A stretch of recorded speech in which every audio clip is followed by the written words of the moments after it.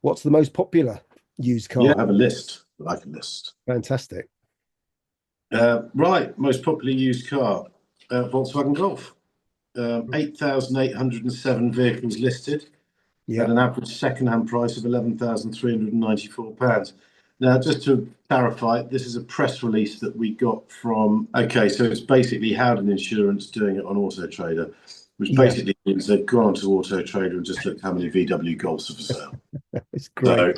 So, yeah, What a fantastic business model that is. it's just fantastic. It is, Yeah. isn't Okay, so basically, this is how many cars are for sale on Auto Trader. it? Yeah. We do know that there's 1,000 Porsche Taycans, give or take a few. Yeah, that was a very popular video indeed. And that's what you did. You went onto Auto Trader, said how many there were, and there you go.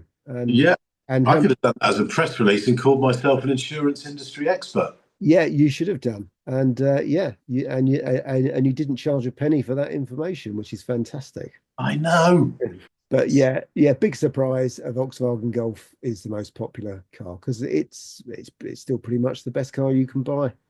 Um, Yeah, yeah, we've got a Mark 7 in the family, and actually, I think it was coming up to its eighth birthday in the family. It was 5 years old when we bought it. It's still going, and there's no reason to change it. It's well over 100,000 miles. Uh, which one's that? The Golf. to Golf, it's a 1.4.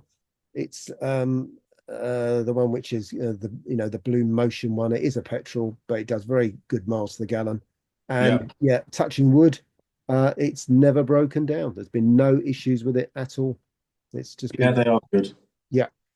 I mean, I've still got my old Golf outside, my 55 plate Golf. I really Mm. should sell it. I bought the Leon to replace it because I needed something that's Euro 6 for going in and out of London, Birmingham, Bristol, and all the other places where you get charged now. Yeah. Because the poor old Golf was getting absolutely annihilated. Um, so the Leon has arrived.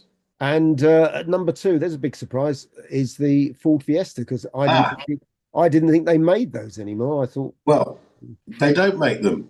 But this, I've got a theory about this, yeah, James.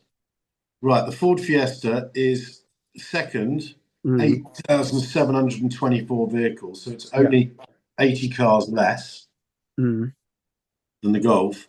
But the average second-hand price of the Fiesta is 12,820, 842 quid, yeah, which is 1,500 quid higher it than the is, Golf. yeah, Now, do you remember when we did the video about second-hand, sorry, the top 10 best-selling cars in the UK? yeah, Well, the Fiesta was perennially number one. It was mm, always number one, the Fiesta. It was the best-selling car in yeah, Britain, months and months, years and years on end.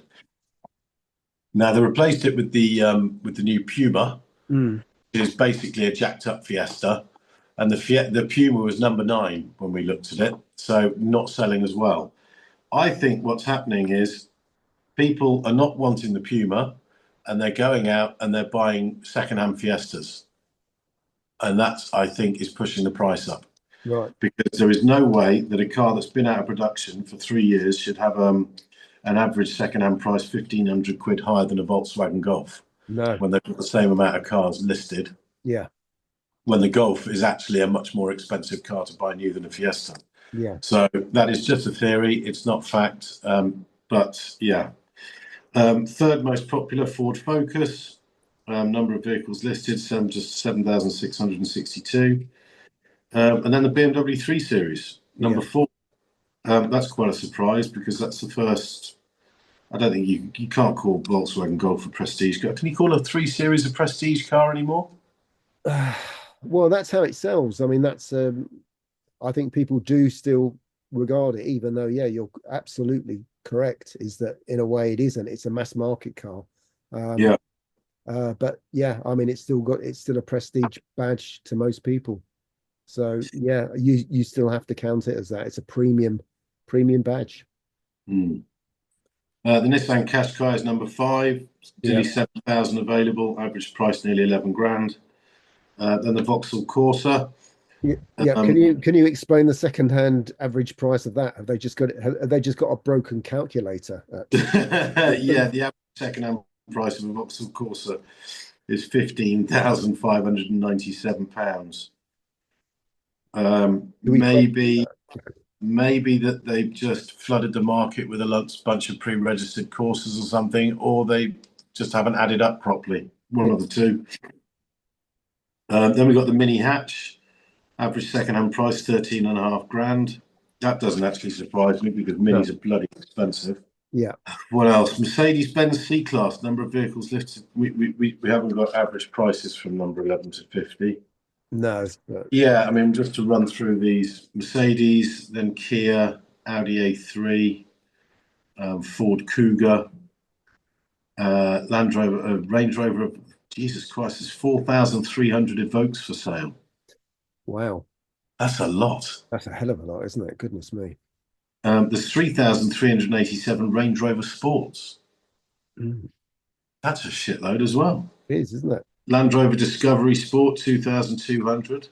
And there's 2,253 Range Rovers available. People can't get them insured, or they're always being stolen, or what? Well, they said they'd fix that, didn't they? And then we heard the story. I think we covered the story of the guy who had his brand new 175,000 quid Range Rover nicked off his drive within what, 8 hours of owning it? Right. I suppose the more interesting information is what's not in the top 50. It is, isn't it? Yeah. Yeah. What are we not seeing on here, mate? Well, we're not seeing your take-ends that you're going to go and buy. So, Well, you know what? Everything, and this, I've always said this, and I keep banging the drum. How you feel about a car is directly related to what you've paid for it. yeah, So if you've paid 110,000 quid for a Taycan, brand new, your expectations are through the roof. yeah, If you wait 4 years and you manage to snag one for 15 grand with sensible miles on the clock, knowing that there's at least 30, 40,000 miles left in the batteries because they have battery indicator health life. mm, So if you buy it knowing that you've got 40,000 miles left, you've paid, say, 12, 15 grand for it, and it's still a Porsche and it still works and it's still very quick, yeah, how are you going to feel about that car then? I think you'd feel really rather bloody good about it. yeah. And as I've always said, I don't hate electric cars. I just don't think they're the answer to the problems that we are facing. No, I think we had them shoved down our throats, and I don't think they're the answer. But it doesn't mean I don't like them, and it doesn't mean I wouldn't buy one. no. If somebody offered me a Porsche Taycan that had got 40, 50,000 miles left in it, Mm, at least 40 or 50,000 miles left in it, and it was 12 to 15 grand, I'd be bloody tempted. I might even just do it just to run it and just see what happens. yeah, I don't know. Again, it's all about the money, isn't it? yeah. It is. Oh, look, my Seat Leon's at number 46. There's Oh, yeah. 2,113 available. Fantastic. All shapes, isn't it? Because your one is rather special and quite sexy looking, but there's also just hatchbacks and Can a Seat Leon be special and sexy? well, when you're driving it, it is obviously. Well, I must admit, I do love my little Leon. It's been a revelation. It's been Yeah. exceeded expectations beyond belief, quite honestly. Apart from the high oil consumption, but that'll be looked at on Tuesday. I mean, it just uses a lot of oil. So what? We're going to stick a litre of oil in it every few thousand miles. I really don't care. It's a fantastic car, and I thoroughly enjoy driving it. In fact, I went down to Cambridge yesterday to look at a Mini Cooper S with a friend of mine. Talked him into buying a stupid little hot hatchback because, well, he's as much of a child as I am, quite frankly. Anyway, long story short, the car turned out to be rubbish. The head gasket had gone, and the owner, actually, I genuinely think the owner didn't realise, because he looked as shocked as me. Bless him, I think he was a bit upset. But I went down in a BMW 6 Series, which was really quite impressive. 640 diesel, really enjoyed that drive. 5-hour round trip to Cambridge, and it was very enjoyable. Anyway, we digress. Get back to second-hand cars. I'm still trying to think of something that should be on here that isn't on here, which means that it's becoming quite rare. Yeah. By the way, Mini Cooper S's, Jesus Christ, there's like 35 for sale on Auto Trader. Really? Is that all? Yeah, Mini Cooper S. Registered because we needed a Euro 4 one, so it's ULEZ. Yeah. And so 2004 to 2006 Mini Cooper S's, there's, I mean, I think under 80,000 miles, there's like five available, five or six available. And that's a good lesson for everybody, actually. If you want to buy something that you're not going to get rinsed on value-wise, look for cars that are becoming rarer. Rarity equals value if the car is well regarded. If it's an FSO Polonaise, it's not well regarded. Well, I did have an FSO actually back in the You day. did not. Yeah, no, I did. Why? I had a 125p. I did it for experimentation purposes. I bought it for a laugh, and yeah, it was a highly amusing experience. But that's where Bangonomics came from, because I saw people used to sell really cheap cars on this roundabout, and I saw that there for a few quid, and I thought, yeah, let's have a go. An FSO 125p. Yeah. Oh, it's a horrible car. Really, really terrible car. I'll stick a picture up of it so you can all wonder at it. And yeah, it was good. Yeah. Someone had put sticking plasters over sort of like damage. It was quite funny. I forget what the sticking plaster was holding on, but it was holding something vital.